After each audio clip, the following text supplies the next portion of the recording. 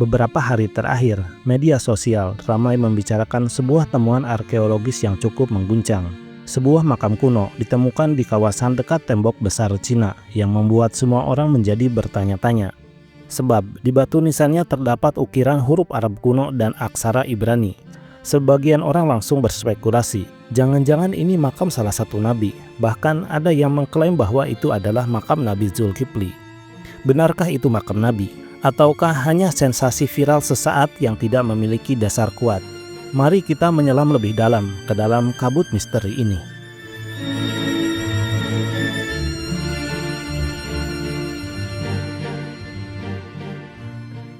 Di antara para nabi yang disebut dalam Al-Quran, ada satu nama yang sering luput dari sorotan. Namanya tidak disertai kisah panjang seperti Nabi Musa, Ibrahim, ataupun Yusuf. Tapi justru karena itu, ia memantik rasa penasaran. Siapakah Nabi Zulkifli sebenarnya? Apa kisah hidupnya? Dari mana asalnya? Dan yang paling menarik, di manakah makamnya kini berada? Mari kita menelusuri jejak Nabi Zulkifli, tidak hanya dari ayat-ayat Al-Quran, tetapi juga kitab-kitab sejarah, kisah-kisah Israiliyat, dan berbagai sumber lainnya yang mencoba menyibak tabir tokoh misterius ini.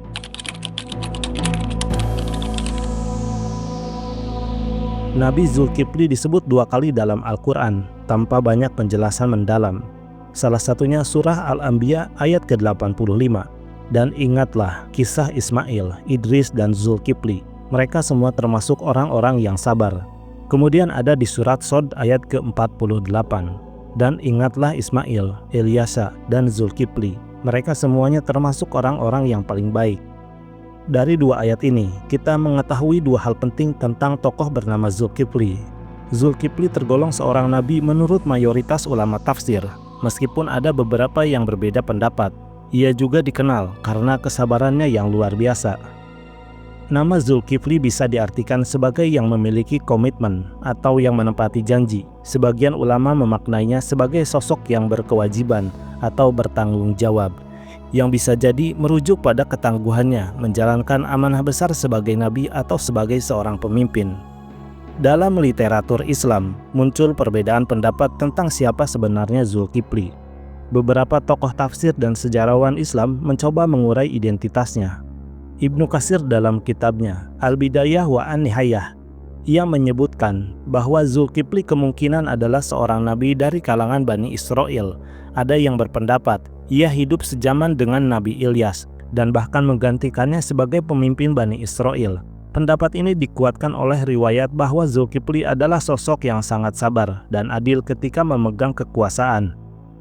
Kemudian At-Tabari dalam kitabnya yaitu Thariq al-Umam wa al-Muluk, At-Tabari meriwayatkan kisah bahwa seorang raja dari Bani Israel berniat menunjuk pengganti, namun ia mengajukan 3 syarat kriteria untuk menggantinya, yaitu mau berpuasa di siang hari, kemudian menghidupkan malam dengan ibadah, dan tidak pernah marah.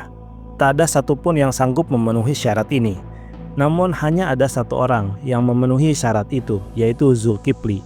Ia pun diangkat menjadi raja sekaligus pemimpin Bani Israel. Beberapa ulama seperti Hasan al-Basri menyebut bahwa Zulkifli bukanlah seorang nabi, melainkan hanya orang soleh dan hakim yang adil.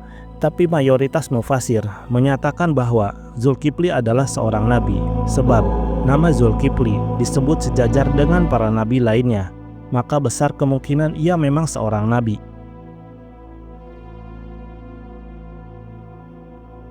Kisah-kisah Israiliyat menyuguhkan beberapa versi menarik tentang Zulkifli.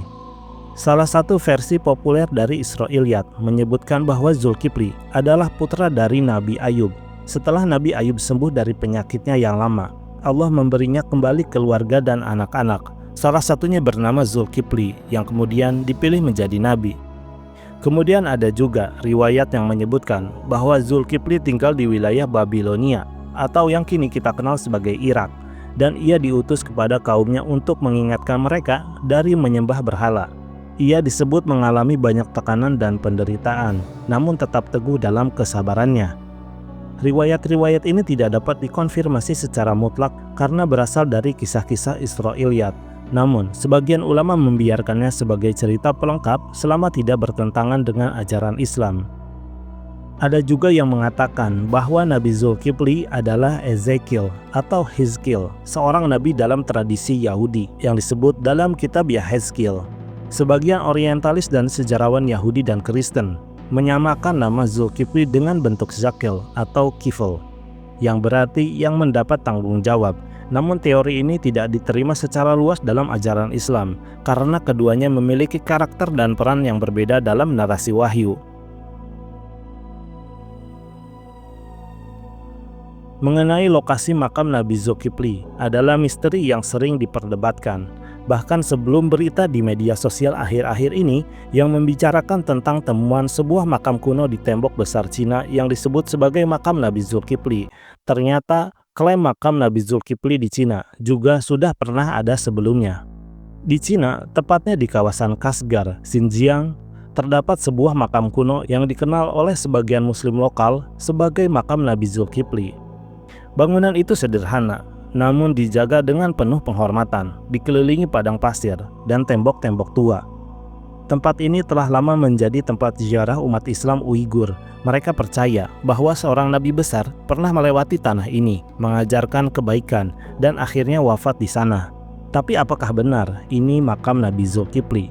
Penelusuran arkeologis yang dilakukan oleh otoritas Cina tidak pernah mengkonfirmasi secara resmi bahwa makam itu milik seorang nabi. Justru dalam beberapa dekade terakhir, informasi tentang tempat ini sering ditutup-tutupi. Bahkan dalam beberapa kasus, lokasi ini tidak lagi dibuka untuk umum, seolah ada sesuatu yang ingin disembunyikan. Apakah ini karena ketegangan politik terhadap umat Islam di wilayah Xinjiang? Ataukah karena ada kebenaran sejarah yang bisa mengguncang pemahaman kita tentang asal-usul para nabi? Sampai hari ini, tidak ada bukti kuat dari dunia Islam maupun akademik internasional yang benar-benar bisa membuktikan klaim makam di Cina sebagai makam Nabi Zulkifli. Tapi teka-tekinya tetap hidup. Diam-diam masih banyak yang mencoba mengungkapnya. Makam yang paling banyak diakui secara resmi oleh pemerintah dan lembaga Islam adalah makam Nabi Zulkifli di Al-Kifl, Provinsi Babil, Irak Selatan. Di sana terdapat bangunan kuno bersejarah, kubah khas Islam. Lokasi di sana juga pernah menjadi tempat ziarah Yahudi karena dipercaya sebagai makam Nabi Ezekiel. Namun sejak lama wilayah ini dikuasai oleh Muslim, dan pemerintah Irak secara resmi menyebutnya sebagai makam Nabi Zulkifli. Bahkan ada catatan perbaikan dari era Abbasiyah dan Utsmaniyah. Di wilayah tenggara Turki, tepatnya di kota kecil Egil, terdapat dua makam kuno yang dipelihara oleh masyarakat lokal dengan penuh hormat. Keduanya dipercaya sebagai makam Nabi Zulkifli dan Nabi Ilyasa. Lokasinya berada di sebuah bukit yang menjorok ke sungai Tigris, sungai yang dulu pernah menjadi nadi peradaban Mesopotamia. Menurut warga setempat, tradisi ini sudah dijaga sejak berabad-abad. Bahkan pemerintah Turki melalui Kementerian Kebudayaan dan Pariwisata mengakui situs ini sebagai kawasan ziarah dan sejarah religius yang penting. Meskipun tidak ada catatan arkeologis yang mengukuhkan bahwa itulah benar-benar makam Nabi Zulkifli, namun lokasi ini memiliki keunggulan. Ia masih berada dalam jalur wilayah yang sering disebut dalam kisah para nabi, yaitu Mesopotamia, tanah para utusan Allah.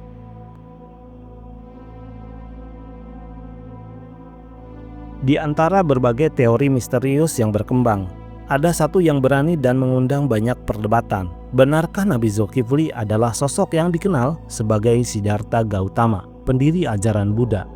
Teori ini muncul dari pengamatan terhadap kemiripan sifat, kesabaran yang luar biasa, hidup dalam ketenangan, meninggalkan dunia demi kebijaksanaan, dan misi moral yang kuat. Di sisi lain, nama Zulkifli dianggap oleh sebagian peneliti sebagai bentuk Arabisasi dari nama Kapilavastu, kota tempat Siddhartha Gautama lahir menurut tradisi Buddha. Teori ini sempat diangkat oleh sebagian orientalis dan penulis modern seperti Muhammad Hamidullah dan bahkan diulas dalam beberapa forum kajian sejarah agama-agama. Apakah benar demikian? Mayoritas ulama Islam menolak keras teori ini. Alasannya jelas, Siddhartha Gautama tidak pernah dikenal menyembah Tuhan yang esa, sedangkan seluruh nabi dalam Islam selalu membawa misi tauhid. Selain itu juga, tidak ada bukti kuat bahwa ajaran Buddha yang berkembang saat ini berasal dari risalah kenabian seperti yang disebutkan dalam Al-Quran. Namun misteri ini tetap menjadi bahan perbincangan di kalangan pembelajar lintas agama dan budaya, bukan untuk mencampur adukan keyakinan tetapi untuk menyelami sejarah dengan lebih luas. Satu pertanyaan besar tentang para nabi yang jarang dibahas secara serius adalah apakah para nabi hanya diutus di wilayah Timur Tengah saja? Dalam Al-Quran, Allah berfirman, "Dan sesungguhnya kami telah mengutus rasul-rasul sebelum engkau. Di antara mereka ada yang kami ceritakan kepadamu, dan ada pula yang tidak kami ceritakan kepadamu." Quran Surat Al-Mu'min ayat ke-78. Ayat ini membuka kemungkinan bahwa ada nabi-nabi lain yang pernah diutus di berbagai belahan bumi, termasuk Asia Timur, Asia Selatan, bahkan wilayah yang kini kita sebut sebagai Nusantara. Hanya saja kita tidak tahu nama-nama mereka. Lalu, mungkinkah Nabi Zulkifli adalah salah satu dari mereka yang pernah berjalan jauh ke timur atau bahkan berasal dari timur? Beberapa ahli tafsir menyebut bahwa Nabi Zulkifli adalah satu-satunya nabi yang tidak jelas asal negerinya, tidak seperti Musa yang jelas dari Mesir, Isa dari Baitul Maqdis, atau Hud dan Soleh dari Jazirah Arab. Zulkifli tetap misterius. Apakah ini petunjuk bahwa ia bukan dari kawasan yang biasa disebut dalam kitab-kitab sejarah? Nabi Zulkifli memang bukan tokoh yang banyak disebut dalam lembaran kitab. Tapi justru karena itulah, namanya mengundang rasa ingin tahu, pencarian dan tafsir-tafsir yang tak berujung. Ia adalah simbol kesabaran dan amanah, tetapi juga menjadi sosok yang melintasi batas ruang dan budaya. Dari Babilonia, Irak hingga ujung daratan Cina, jejak Nabi Zulkifli terasa seperti menghubungkan timur dan barat, Islam dan sejarah dunia yang lebih kuat. Misterinya masih menggantung di antara baris-baris kitab dan reruntuhan makam kuno, dan barangkali itulah takdirnya untuk terus dicari, ditelusuri, dan direnungi, karena dalam sunyi kadang hadir kebenaran yang paling dalam. Semoga pembahasan kali ini memberi manfaat dan kebaikan untuk kita semua. Terima kasih untuk semua yang sudah mendukung channel ini, memberikan like dan subscribe. Assalamualaikum warahmatullahi wabarakatuh.